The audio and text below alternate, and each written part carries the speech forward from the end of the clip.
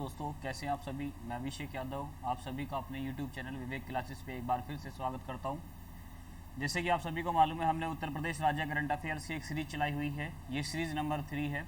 इससे पहले जो मैंने 2 सीरीज़ दी थी वो भी जो है वो सभी जो क्वेश्चन थे वो बहुत इंपॉर्टेंट थे आपके सभी एग्जाम के लिए।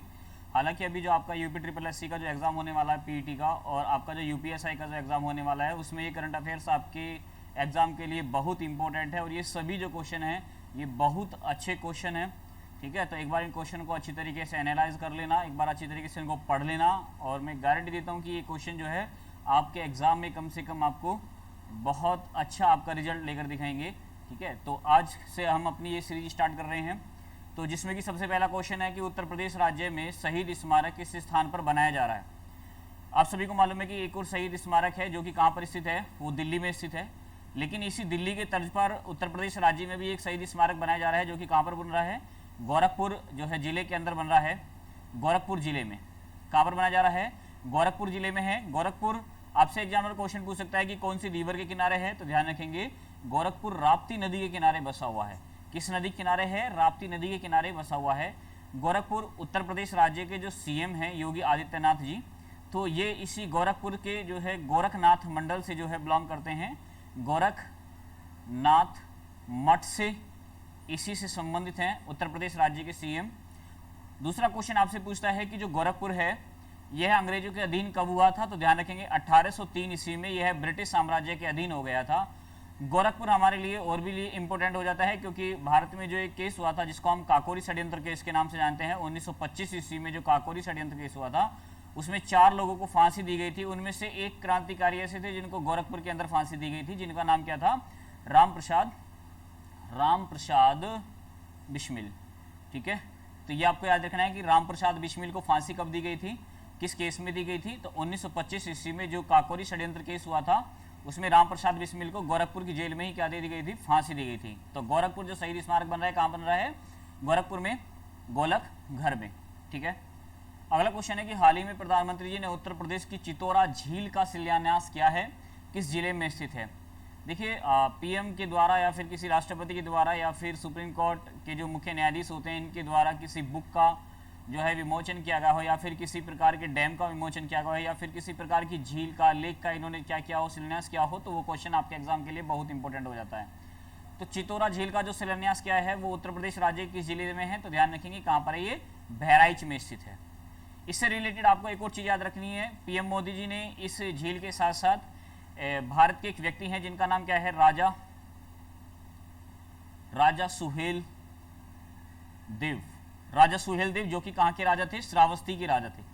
कहाँ के राजा थे, श्रावस्ती के राजा थे। इनके भी स्मारक का क्या किया है, शिलान्यास किया है। तो आपसे क्वेश्चन पूछ सकता है कि राजा सुहेल देव कहाँ के राजा थे, श्रावस्ती। ये श्रावस्ती वही नगर है जहाँ पर गौतम बुद्ध ने अपने जो है बौद्ध धर्म का प्रचार, जहाँ पर उपदेश गौतम बुद्ध ने अपने जो है बौद्ध धर्म के सबसे ज़्यादा दिए थे, श्रावस्ती नगर के अंदर। दूसरा है राजा सुहेल देव को क्यों याद किया जाता है, क्यों इनके स्मारक बनाया जा रहा है, तो आप सभी को मालूम है कि 1034 ईस्वी में जब महमूद गजनवी भारत पर आक्रमण कर रहा था तो उसी का एक सेनापति हुआ, सेनापति जिसका नाम क्या था, सैयद सालार गाजी। तो ध्यान रखेंगे राजा सुहेल देव ने जो कि श्रावस्ती के राजा थे, ये जो महमूद गजनवी का जो सेनापति था सैयद सालार गाजी, इसकी क्या कर दी थी, हत्या कर दी थी। तो इसलिए ये क्वेश्चन आपके लिए क्या हो जाता है, इंपॉर्टेंट हो जाता है। चितौरा झील के साथ साथ आपको राजा सुहेल देव को भी क्या करना है, याद रखना है। ये भी आपके एग्जाम के लिए क्या हो गया, बहुत इंपॉर्टेंट हो गया है, तो ध्यान रखेंगे। अगला क्वेश्चन है कि हाल ही में उत्तर प्रदेश सरकार के द्वारा कितने जिलों में तेंदुआ बचाव केंद्र जो है स्थापित किए जाने की घोषणा की गई है, तो ध्यान रखेंगे अभी हाल ही में जो तेंदुआ बचाव केंद्र स्थापित किए जाने की घोषणा की है उत्तर प्रदेश राज्य में, वो जो है कितने जिले में, 5 जिले में की गई है। जिसमें से 5 जिले में आता है आपका कौन सा, मेरठ, ठीक है, चित्रकूट, मेरठ, चित्रकूट, पीलीभीत, ठीक है, मेरठ हो गया आपका, चित्रकूट हो गया आपका, पीलीभीत हो गया आपका, इटावा और गोरखपुर। ठीक है, तो ये 5 जिले ऐसे हैं जहां पर उत्तर प्रदेश सरकार के द्वारा तेंदुआ बचाव केंद्र जो है स्थापित किए जाने की घोषणा की गई है। तो कितने जिले हैं, 5 जिले हैं। तो इसका आंसर क्या होगा, ऑप्शन नंबर A। तो याद रखने हैं, साथ साथ में 5 जिले भी आपको याद रखने हैं। अगला क्वेश्चन है उत्तर प्रदेश सरकार ने महिलाओं और बच्चों में कुपोषण की समस्या को दूर करने के लिए किस नई योजना की घोषणा की है? इसका सबसे पहला ऑप्शन है कन्या सुमंगला योजना, बीसी सखी योजना, अभ्युदय योजना, मुख्यमंत्री सक्षम सुपोषण योजना। तो ध्यान रखेंगे, महिलाओं और बच्चों में जो कुपोषण की समस्या है इसको दूर करने के लिए जो है उत्तर प्रदेश सरकार ने कौन सी योजना को शुरू किया है? तो ये मुख्यमंत्री सक्षम सुपोषण योजना है, जिससे महिलाओं और बच्चों को कुपोषण से दूर किया जाएगा। दूसरा इसमें सबसे पहला जो है इसमें ऑप्शन है कन्या सुमंगला योजना। तो ये भी आपके एग्जाम के लिए इंपॉर्टेंट हो जाती है। देखिए, राज्य सरकार के द्वारा या फिर सेंट्रल गवर्नमेंट के द्वारा जो योजनाएं चलाई जाती हैं वो सभी योजना आपके लिए एग्जाम के लिए क्या हो जाती हैं? इंपॉर्टेंट हो जाती हैं। तो अपने एग्जाम से पहले कम से कम 15 दिन पहले आप जो है अपने एग्जाम, जब आप जो है अपना एग्जाम देंगे तो उससे पहले एक बार सेंट्रल गवर्नमेंट और स्टेट गवर्नमेंट की आपको क्या देख कर जानी है? योजनाएं जरूर देख कर जानी है। तो इनसे रिलेटेड क्वेश्चन भी पूछे थे। जैसे कन्या सुमंगला योजना किससे संबंधित है? जिसमें जो कन्या हैं, ठीक है, इनको जो शिक्षित कराने के उद्देश्य से जो है ये योजना चलाई गई है। बीसी सखी योजना ये किससे संबंधित है? ये ग्रामीण सेक्टर के जो बैंक होते हैं, ग्रामीण क्षेत्र के जो बैंक होते हैं, इनसे लोन लेने के लिए जो है लोन के बारे में जानकारी दी जाएगी। यह योजना चलाई हुई है। घर घर जाकर इसमें जो है ग्रामीण सेक्टर से लोन लेने के लिए जो है इसके रूल रेगुलेशन के बारे में समझाया जाएगा। ये इंपॉर्टेंट है। अभ्युदय योजना, जो उत्तर प्रदेश राज्य सरकार ने जो बच्चा एसएससी की, एनडीए की, सीडीएस की वगैरह की तैयारी कर रहा है, ठीक है, उनके लिए प्रत्येक मंडल के अंदर, ठीक है, अभ्युदय योजना का जो है शुरुआत की गई है, जिसमें बच्चे जो फीस प्रोवाइड करने के जो है काबिल नहीं है तो वो फ्री में जो है यहाँ से जो है स्टेट गवर्नमेंट की तरफ से क्या ले सकते हैं? कोचिंग ले सकते हैं। मुख्यमंत्री सूक्ष्म सुपोषण योजना, ये इसका सही आंसर है। अगला क्वेश्चन है, स्मार्ट सिटी प्रोजेक्ट के अंतर्गत उत्तर प्रदेश का जो प्रथम ट्रांसजेंडर शौचालय बनाया गया है वो कहाँ पर बनाया गया है? तो ध्यान रखेंगे, इसका आंसर क्या होगा? वाराणसी। वाराणसी, जिसका पुराना नाम क्या है? काशी है। यहाँ पर उत्तर प्रदेश राज्य का सबसे पहला जो है ट्रांसजेंडर शौचालय बन रहा है। दूसरा है, वाराणसी से आपको याद रखना है, इसे क्या बोलते हैं? भारत की धार्मिक कैपिटल भी बोलते हैं, ठीक है। इसे भारत की धार्मिक राजधानी के नाम से भी जाना जाता है। इसे भारत की धार्मिक कैपिटल भी कहा जाता है। तो ये भी आपको याद रखना है। दूसरा है, इसमें एक जो है ऑप्शन है आपका, सबसे पहला ऑप्शन है गाजियाबाद। तो गाजियाबाद से भी आपको याद रखना है कि अभी हाल ही में जो विश्व जो है प्रदूषित जो शहरों की जो रिपोर्ट आई थी उसमें आपको याद रखना है कि पूरे विश्व में गाजियाबाद पूरे विश्व का दूसरा ऐसा शहर था जो सबसे ज़्यादा जो है प्रदूषित शहर आया है, जो कि उत्तर प्रदेश राज्य में, और भारत में किस नंबर पर है? पहले नंबर पर है, ठीक है। उसके बाद यदि बात करूं कि विश्व का सबसे प्रदूषित शहर कौन सा है, तो ध्यान रखेंगे विश्व का सबसे प्रदूषित शहर है वो कौन सा है? होतान, ठीक है। 2020 की रिपोर्ट के अनुसार विश्व का सबसे प्रदूषित शहर कौन सा है? होतान है, जो कि किस कंट्री का है? ये चाइना का है, ठीक है। तो ये भी आपको याद रखना है। उत्तर प्रदेश का प्रथम पेपरलेस बजट जो है पेश किया गया है वो कौन सा बजट है? 22 फरवरी 2020, 22 फरवरी 2019, 22 फरवरी 2021 या फिर 22 फरवरी 2016। तो इसका जो सही आंसर है वो क्या होगा?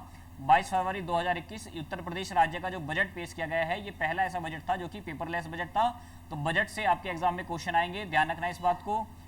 आर्थिक समीक्षा से भी आपके एग्जाम में क्वेश्चन आएंगे, ये भी आपको याद रखना है, ठीक है। तो आप कोई भी एक बुक ले सकते हैं जो कि बजट से संबंधित है या जो है आर्थिक समीक्षा से संबंधित है, तो यहाँ से आपके एग्जाम में क्वेश्चन बनेंगे। तो ये सभी क्वेश्चन आपके लिए बजट से रिलेटेड इंपॉर्टेंट हो जाते हैं, ठीक है। अगला क्वेश्चन है कि हाल ही में अयोध्या को विश्व स्तरीय पर्यटन नगरी बनाने के लिए सरकार ने messrs LEA associate South Asia company के साथ समझौता किया है। ये किस देश की कंपनी है? तो ध्यान रखेंगे, मेसर्स एलईए एसोसिएट जो साउथ एशिया कंपनी के साथ जो समझौता किया है उत्तर प्रदेश जो है अयोध्या में, जो इसको जो है विश्व स्तर पर पर्यटन नगरी बनाना है, वर्ल्ड स्तर पर, तो इसमें जो इसको ये कंपनी है वो किस देश की है? ध्यान रखेंगे, लंदन, कनाडा, संयुक्त अरब अमीरात या फिर जापान। तो इसका जो सही आंसर है वो क्या है? कनाडा। कनाडा की कैपिटल क्या है? ये आपको याद रखना है। तो कनाडा की कैपिटल क्या है? ओटावा। कनाडा की कैपिटल क्या है? ओटावा। तो ये भी आपको याद रखना है। संयुक्त अरब अमीरात अबू धाबी, तो ये भी अभी हाल ही में उत्तर प्रदेश राज्य से चर्चा में रहा था, क्योंकि उत्तर प्रदेश राज्य ने अपनी हरी मटर और सफ़ेद बैंगन की जो सबसे पहली खेप जो भेजी थी वो कहाँ पर भेजी है? यूएई के अंदर भेजी है, जो कि एक शहर है जो कि इसका क्या नाम है? शारजहां। क्या नाम है? शारजहां। इसके अंदर जो है उत्तर प्रदेश सरकार ने अपनी सबसे पहली एक खेप भेजी है। संयुक्त अरब अमीरात की राजधानी क्या है? आबू धाबी, आपको याद रखना है। इसकी कैपिटल क्या है? आबू धाबी, ठीक है। अगला क्वेश्चन जो है इसमें जो जापान है, जापान की कैपिटल क्या है? टोक्यो है। जापान की कैपिटल भी आपको याद रखनी है, टोक्यो।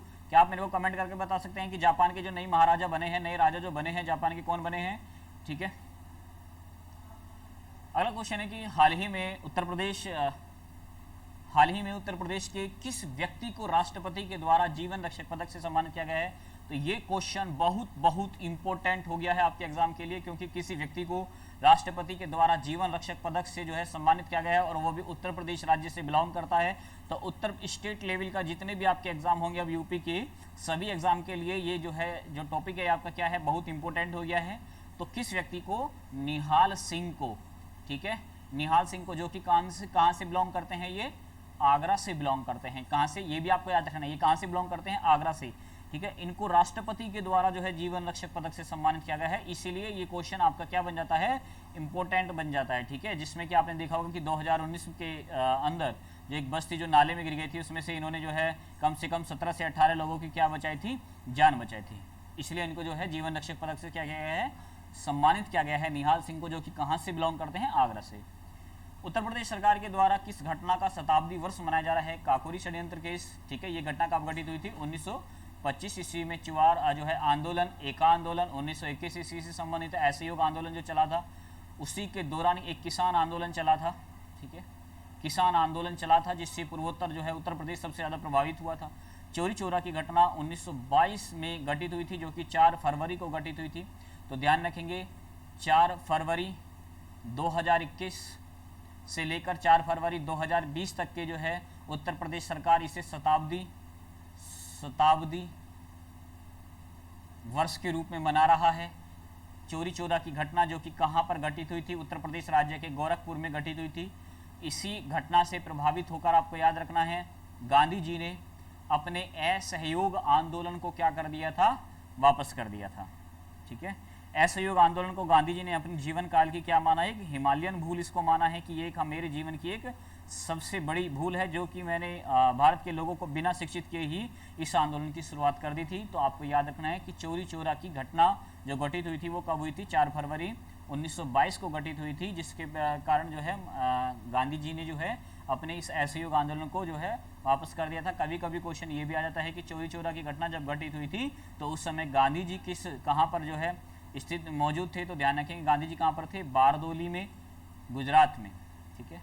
बारदोली एक आंदोलन भी है, बारदोली आंदोलन जो कि किसान से संबंधित है। तो ये भी आपको याद रखना है कि बारदोली आंदोलन की शुरुआत किसने की थी और ये बारदोली आंदोलन कब किया गया था।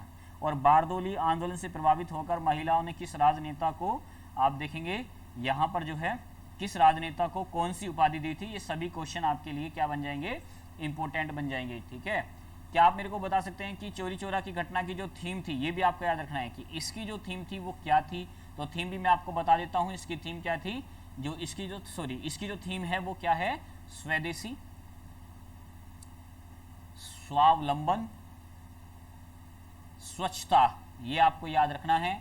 2021-22 जो चोरी चोरा की घटना का जो शताब्दी वर्ष मनाया जा रहा है, इसकी जो थीम है वो क्या है, स्वदेशी, स्वावलंबन, स्वच्छता। तो ये थीम भी आपके एग्जाम के लिए क्या बन जाती है, इंपॉर्टेंट हो जाती है। मेट्रो ट्रेन के डिब्बे को की सफाई जो है साफ सफाई सैनिटाइजेशन करने के लिए पराबैंगनी किरणों का जो प्रयोग किया गया है, वो पहली कौन सी मेट्रो बन गई है। यानी पराबैंगनी किरणें जो कि सूर्य से निकलने वाली अल्ट्रावायलेट किरणें होती हैं, पराबैंगनी किरणें होती हैं। पराबैंगनी किरणें जो कि हमारे स्वास्थ्य के लिए क्या होती हैं, हानिकारक होती हैं। इसी पराबैंगनी किरणों से हमें कौन सा रोग हो जाता है, स्किन कैंसर हो जाता है, ठीक है। स्किन कैंसर रोग जो होता है वो पराबैंगनी किरणों के कारण होता है, ध्यान रखेंगे। स्किन कैंसर, आपको याद रखना है कि आंखों का जो मोतियाबिंद नामक एक बीमारी होती है वो भी किसके कारण होती है, पराबैंगनी किरणों के कारण हो जाती है, ठीक है। तो ये हमारी आंखों को भी प्रभावित करती है। तो सबसे पहली जो मेट्रो बन गई है वो कौन सी मेट्रो बनी है, लखनऊ मेट्रो, जो कि किससे, पराबैंगनी किरणों का प्रयोग करके जो है इसको सैनिटाइज किया जा रहा है, इसकी साफ सफाई की जा रही है, आपको याद रखना है। पराबैंगनी किरणें सूर्य से निकलने वाली होती हैं जो कि बहुत हानिकारक होती हैं, जिससे समताप मंडल में स्थित, समताप जिसे आप स्ट्रेटोस्फेयर भी बोलते हैं, समताप जो है मंडल में स्थित